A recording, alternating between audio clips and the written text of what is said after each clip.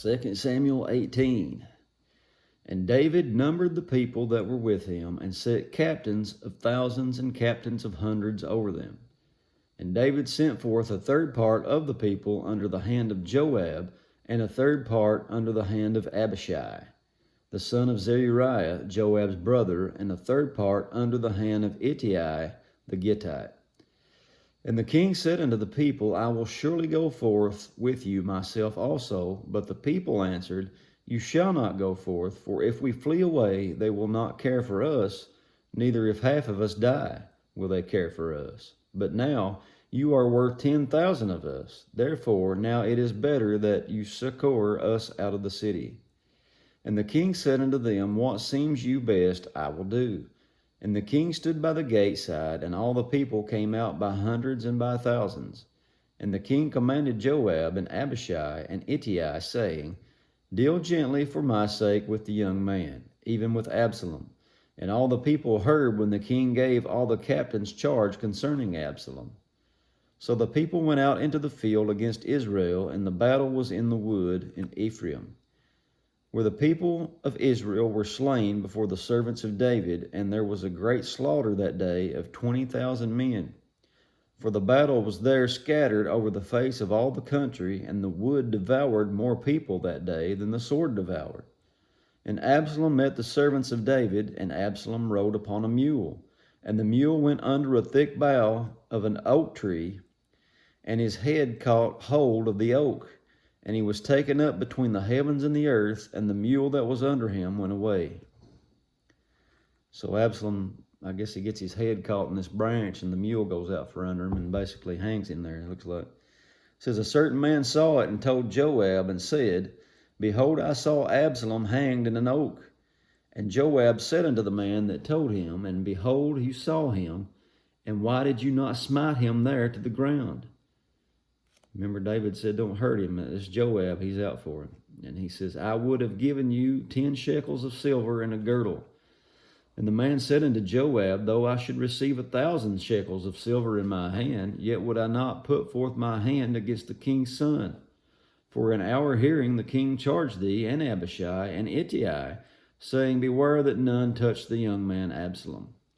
Otherwise I should have wrought falsehood against my own life.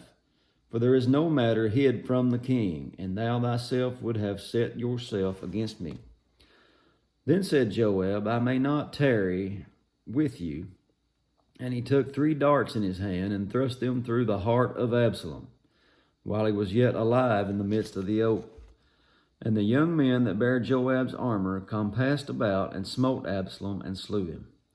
And Joab blew the trumpet, and the people returned from pursuing after Israel, for Joab held back the people. And they took Absalom, and cast him into a great pit in the wood, and laid a very great heap of stones upon him, and all Israel fled every one to his tent.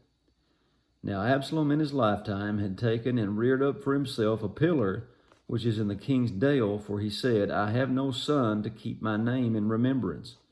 And he called the pillar after his own name, and it is called unto this day Absalom's place.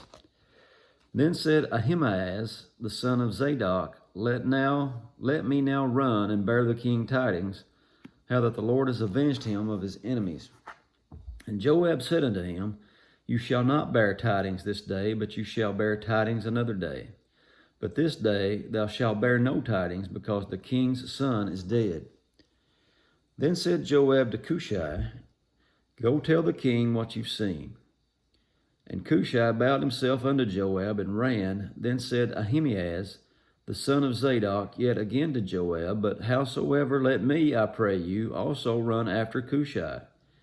Joab said, Wherefore will you run, my son, seeing that you have no tidings ready?